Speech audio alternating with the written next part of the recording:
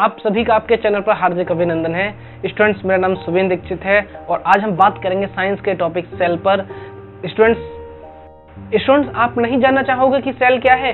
इसके बारे में सबसे पहले किसने पता किया? हु डिस्कवर्ड सेल, और ये दिखने में कैसा होता है? स्टूडेंट्स, आज हम सभी इसी टॉपिक पे बात करेंगे कि सेल क्या है।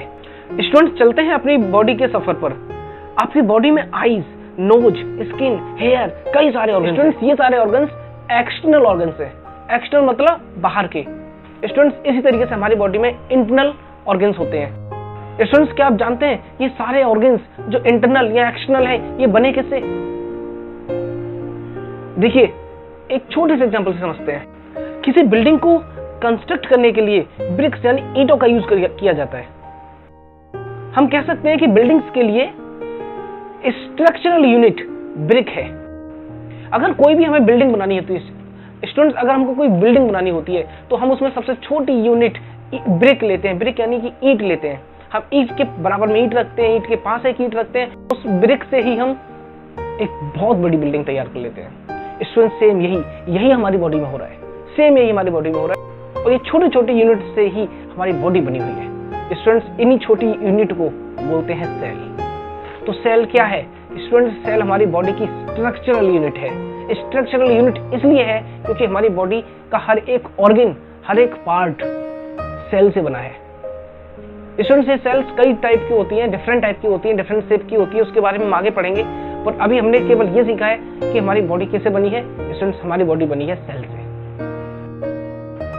स्टूडेंट्स, इन सेल को हिंदी में कोशिका कहते हैं। स्टूडेंट्स, ये सेल क्या होती हैं, कैसी होती हैं, ये काम क्या करती हैं और इनसे हमारी बॉडी कैसे बनती है? यकीन मानिए आज हम इस चैप्टर में ये सारी चीजें पढ़ने वाले हैं। सबसे पहले ये जानते हैं स्टूडेंट्स कि सेल को किसने और कैसे डिस्कवर किया। ये बात है 1665 की, जब रॉबर्ट हुक ने अपनी एक माइक्रोस्कोप तैयार की। इस माइक्रोस्कोप के अंदर उन्होंने प्लांट मटेरियल कॉर्क को ऑब्जर्व किया, कॉर्क के स्लाइस को ऑब्जर्व किया। जब वो कॉर्क के स्लाइस को ऑब्जर्व कर रहे थे तो उन्होंने कुछ छोटे छोटे बॉक्सेस को ऑब्जर्व किया। उन्होंने देखा कि वो कॉर्क का स्लाइस बहुत छोटे छोटे बॉक्स लाइक स्ट्रक्चर से बना हुआ है। रॉबर्ट हुक ने इन्हीं बॉक्स लाइक स्ट्रक्चर को नाम दिया सेल। हालांकि ये डेड सेल थी, हालांकि रॉबर्ट हुक ने डेड सेल की डिस्कवरी की थी, ये लिविंग सेल नहीं थी। और हाँ स्टूडेंट्स, एक इंटरेस्टिंग फैक्ट ये भी है कि रॉबर्ट हुक ने इन सेल्स की केवल बाउंड्री को ही देखा था, ना कि इनके अंदर क्या है इस बात का पता लगा पाए थे। क्योंकि रॉबर्ट हुक की माइक्रोस्कोप इतनी ज़्यादा पावरफुल नहीं थी कि वो ये देख सके कि इसके अंदर क्या है। ये डिस्कवरी इसके कुछ साल बाद 1674 में ल्यूवेनहुक ने की थी।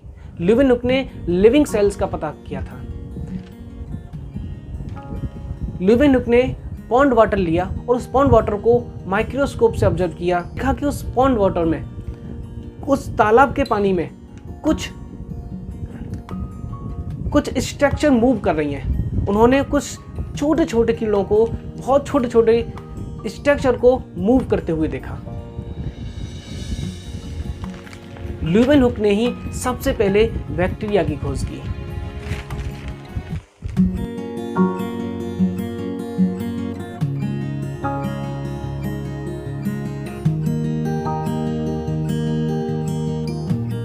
स्टूडेंट्स, अभी तक आपने ये जाना है कि सेल क्या है और सेल की डिस्कवरी कैसे हुई और किसने की।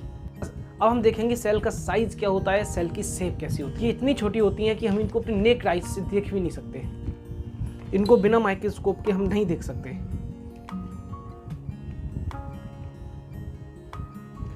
हम यहाँ पर सेल के साइज और शेप दोनों के बारे में ही पता करेंगे।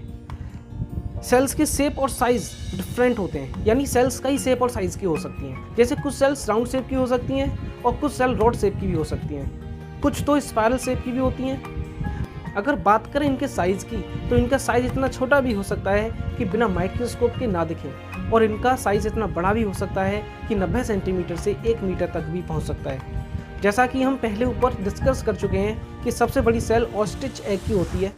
इसका साइज 90 सेंटीमीटर से 1 मीटर तक हो सकता है। सेल का साइज इसके फंक्शन से रिलेट करता है, जैसा साइज वैसा फंक्शन। इसका मतलब ये बिल्कुल भी नहीं है कि बड़े ऑर्गेनिज्म की सेल बड़ी होंगी और छोटे ऑर्गेनिज्म की सेल छोटी होंगी। फॉर एग्जाम्पल जितनी बड़ी सेल एक इंसान की होती है उतनी बड़ी सेल एक रेट की हो सकती है। स्टूडेंट्स, जो भी हमारी बॉडी में बायोलॉजिकल फंक्शंस होते हैं जैसे डाइजेशन, रेस्पिरेशन और भी बहुत सारे, ये सारे के सारे हमारी सेल के अंदर ही होते हैं। इसलिए सेल हमारी बॉडी की फंक्शनल यूनिट भी है। तो सेल हमारी बॉडी की स्ट्रक्चरल यूनिट भी है और फंक्शनल यूनिट भी है।